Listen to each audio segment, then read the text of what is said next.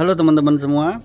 Oke, jadi di sini saya tidak akan membahas lagi bisa nggak sih ikan lele itu dibudidayakan menggunakan sistem bioflok, karena bisa yang teman-teman tadi lihat bahwa saya sampai sekarang masih membudidayakan ikan lele menggunakan sistem bioflok.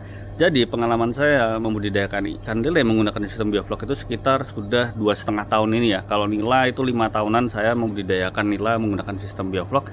Nah, di sini saya lebih akan mengungkapkan kelebihan dan kekurangannya ketika kalian membudidayakan ikan lele menggunakan sistem bioflok. Oke, jadi kayaknya kita bahas kelebihan dulu kali ya. Langsung aja. Kelebihan yang pertama adalah hemat air. Yap, seperti yang kita ketahui bersama bahwa sistem bioflok adalah sistem di mana air amonia hasil dari sekresi ikan seperti feses dan urin gitu kan diproses oleh bakteri probiotik menjadi nitrit dan nitrat, lalu diproses kembali menjadi biomasa protein sehingga kualitas airnya itu tetap terjaga gitu.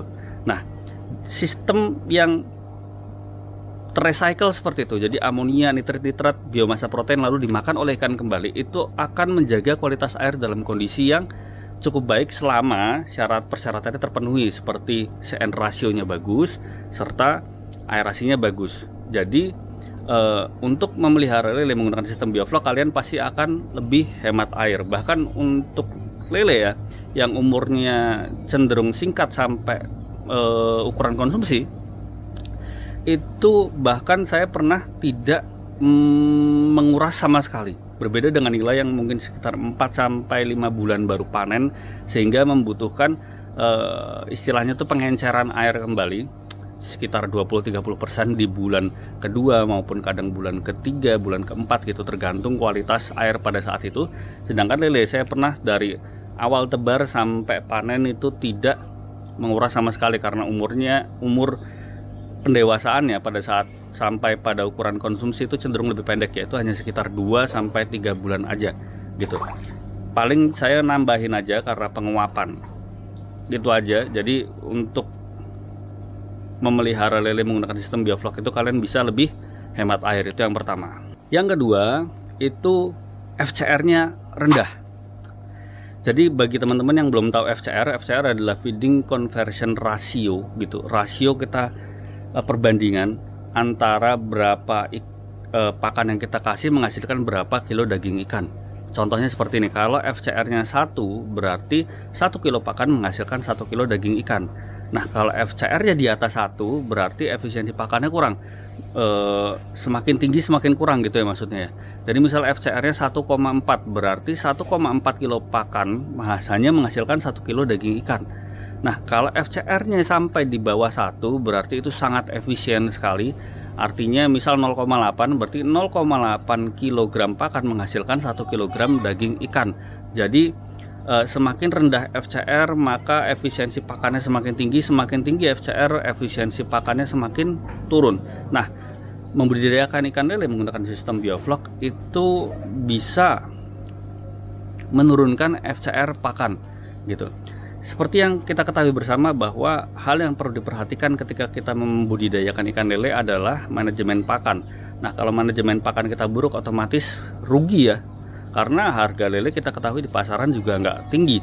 Nah, dengan menggunakan sistem bioflok ini kita bisa menurunkan FCR pakan. Bahkan kalau kita bisa lebih intensif dalam pembudidayaannya, FCR-nya bisa banget untuk di bawah 1 gitu kan. Berbeda dengan nila itu saya sudah pernah membudidayakan ikan nila menggunakan sistem yang intensif sebagus mungkin untuk menghasilkan vlog dan aerasinya bagus, itu FCR-nya masih di angka 1. Sedangkan kalau lele bisa di bawah 1. Itu ya. Jadi kalau keuntungan dari membudidayakan ikan lele menggunakan sistem bioflok adalah FCR-nya bisa lebih rendah. Nah, kelebihan yang ketiga adalah kebutuhan aerasi yang tidak sebanyak bioflok ikan nila. Jadi salah satu kelebihan lele adalah aerasinya tidak butuh sederas ikan nila ya, dimana kita ketahui bersama bahwa ikan nila membutuhkan 30 liter per menit per meter kubik untuk mengefektifkan budidaya ikan nila di sistem biofloknya seperti itu.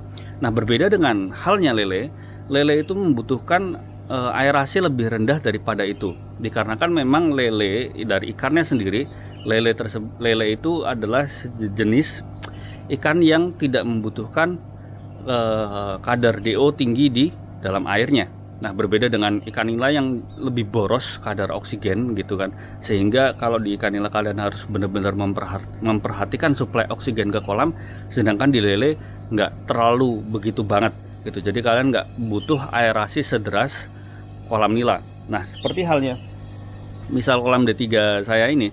Nah, di kolam D3 seandainya kalian pakai aerator membran, untuk ikan nila minimal kalian harus pakai resun LP100 dengan kekuatan 140 liter per menit untuk kolam D3.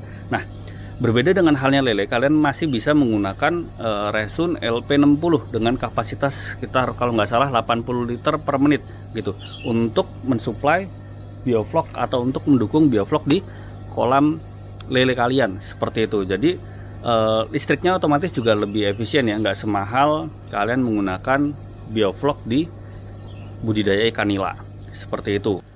Kelebihan yang keempat, ketika saya membudidayakan ikan lele menggunakan sistem konvensional versus bioflok, yang dibudidayakan menggunakan sistem bioflok itu lelenya tidak mudah stres. Itu berdasarkan pengalaman saya pribadi, karena kalau misalnya menggunakan sistem konvensional, kalau sudah ikan yang mulai besar dan airnya cepat kotor, itu ikan lelenya lebih gampang stres gitu kan. Kadang ketika udah lambat sedikit untuk dikuras airnya, lelenya nggak mau makan gitu. Nah, berbeda dengan sistem bioflok, kontrol stresnya ikan lele itu lebih mudah untuk dikontrol gitu kan. Dan dari pengalaman saya, ikan lele memang jadi lebih tahan terhadap stres ketika dibudidayakan menggunakan sistem bioflok ya, karena memang kualitas air didukung dengan kualitas air yang di recycle terus, sehingga kualitasnya itu terjaga. Ditambah lagi juga lelenya tidak mudah lapar karena ada biomasa protein yang bisa dikonsumsi oleh lele tersebut, sehingga lele juga tidak kelaparan, tidak juga mengalami stres karena kualitas air yang buruk. Nah, yang kelima adalah mengurangi sifat kanibalisme lele. Ya, seperti yang kita ketahui bersama bahwa ikan lele adalah ikan predator. Ketika dia kelaparan, ikan lele yang ukurannya lebih besar akan melahap ikan lele yang ukurannya lebih kecil.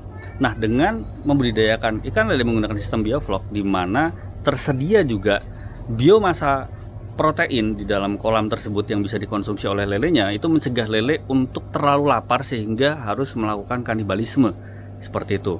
Jadi karena air kolam bioflok itu amoniaknya yang tadi itu sudah diproses menjadi biomasa protein, dan biomasa protein tersebut bisa dikonsumsi oleh lelenya jadi tidak begitu lapar dan mengurangi sifat kanibalismenya. Nah, ini cocok bagi kalian pembudidaya ikan lele yang mungkin males sortir ya.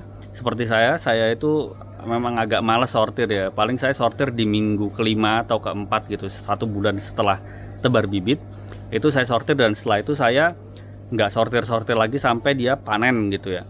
Nah, ini cocok banget karena kanibalisme pada ikan lelenya lebih terjaga ketika kalian membudidayakan ikan lele menggunakan sistem bioflok.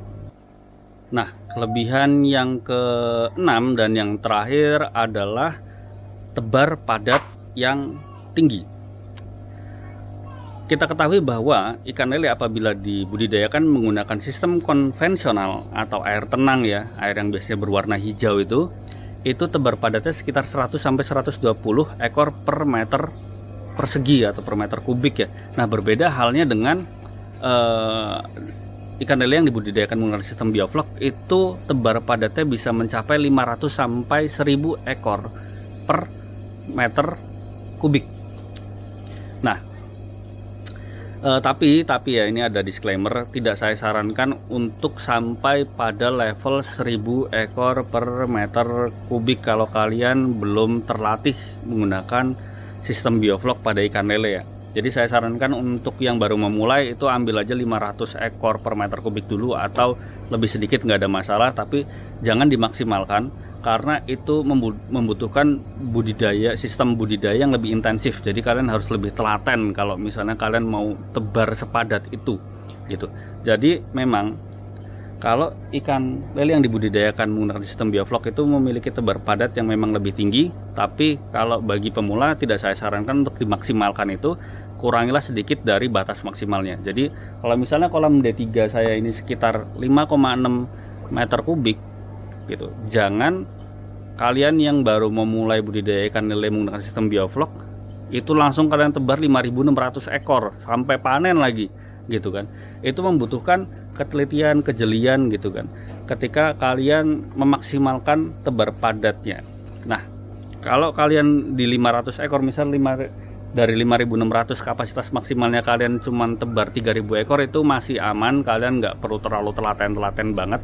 Bagi pemula itu pemula friendly lah istilahnya. Jadi kelebihan yang terakhir itu jelas ya, tebar padat ikan lele pada kolam bioflok itu lebih tinggi daripada sistem konvensional.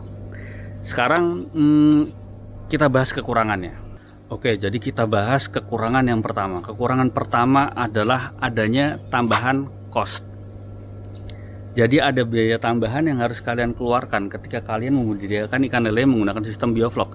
Berbeda halnya dengan sistem konvensional yang mungkin cost kalian itu lebih berkisar di air sama pakan itu aja ya. Nah, di sistem bioflok kalian ada cost tambahan seperti bahan pembentuk biofloknya seperti probiotik, molasa atau gula, dolomit dan garam ya. Itu ada tambahan cost di situ, juga cost listrik. Yang mana sistem konvensional nggak perlu pakai listrik pun nggak masalah. Nah, di sistem bioflok itu wajib ada listrik untuk menyalakan aeratornya selama 24 jam non-stop.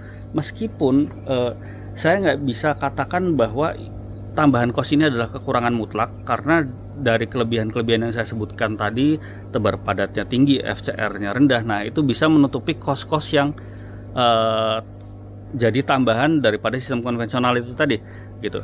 Jadi bisa tertutupi dengan kelebihan-kelebihannya. Jadi ini bukan sebagai kekurangan mutlak, tapi ya saya masukin aja sebagai kekurangan, dan kalian harus perhatikan ya, ketika kalian membudidayakan ikan lele menggunakan sistem bioflok itu ada tambahan-tambahan seperti bahan-bahan pembentuk bioflok seperti probiotik, garam, dolomit, dan molase atau gula. Dan juga kalian harus menyiapkan suplai listrik untuk kebutuhan aerasi selama 24 jam non-stop.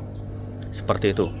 Nah, kekurangan yang kedua itu adalah instalasi kolam yang tidak sesimpel dan tidak semurah sistem konvensional.